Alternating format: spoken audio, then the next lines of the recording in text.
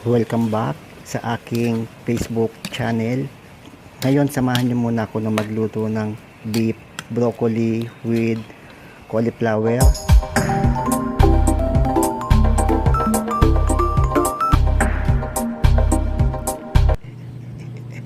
Ito yung sangkap niyan: beef, oyster sauce, toyo,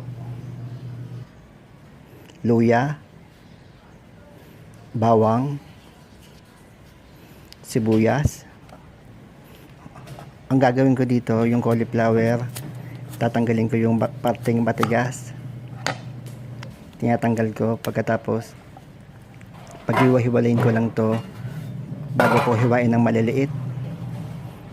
Depende sa inyo yan kung anong gusto nyong hiwa. Pagkatapos itong hawak ko, ito yung sanga ng broccoli. Hihiwain ko na sa gitna. Tapos hiwa-hiwain ko. Tapos ito yung bulaklak ng broccoli. Tapos ito yung tangkay ng broccoli. Tapos yung baka naman, hiwa-hiwain ko lang to ng maliliit. Yan, nakikita nyo. Tapos mamarinate ko lang to ng 10 minutes. Lagyan ko ng toyo. Tapos lagyan ko ng oyster sauce. Tapos yung pampalapot, cornstarch. Yan, tapos lamasin ko lang to para marinate siya. Kahit mga 10 minutes, marinate ko lang to. Yan, nilalamas ko. Tapos yung kawali, lalagyan ko ng mantika.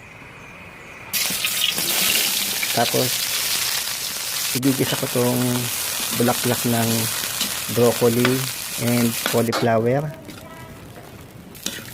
Yan, nakikita nyo. Tapos separate ko lang sa isang lalagyanan para magisa ko yung luya. Gisa ko muna yung luya. Tapos sunod ko yung bawang.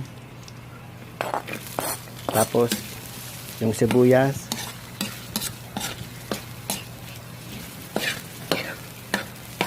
Tapos hiwalay ko lang to para sunod ko yung baka. Gigisa ko lang sa konting mantika at mantika to. Antayin ko lang maging kulay brown. Tapos baligtad ko lang para yung kabilang pisngi naman ng mga maprito. Tapos halo-haluin ko lang. Yan, minix ko na yung sibuyas.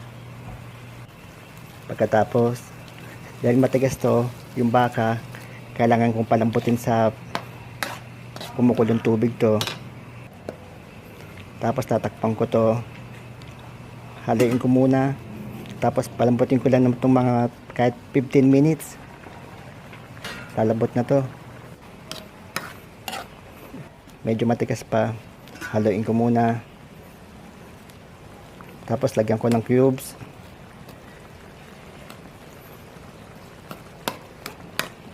Medyo matigas pa to. Tatakpan ko muna to.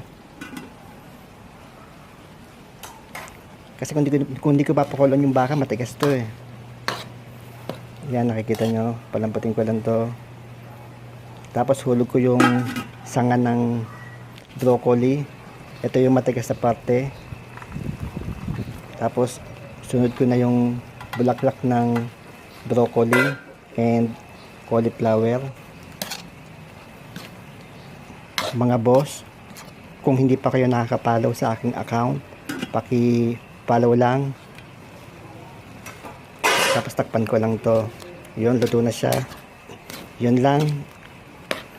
Kung nagustuhan nyo yung video ko, paki-follow lang ako ulit sa mga hindi pa nakaka-follow.